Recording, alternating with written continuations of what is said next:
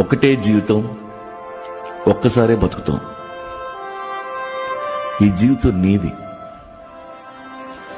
ఎవరూ నీ కోసం పుట్టలేదు, నువ్వు ఎవరి కోసం పుట్టలేదు.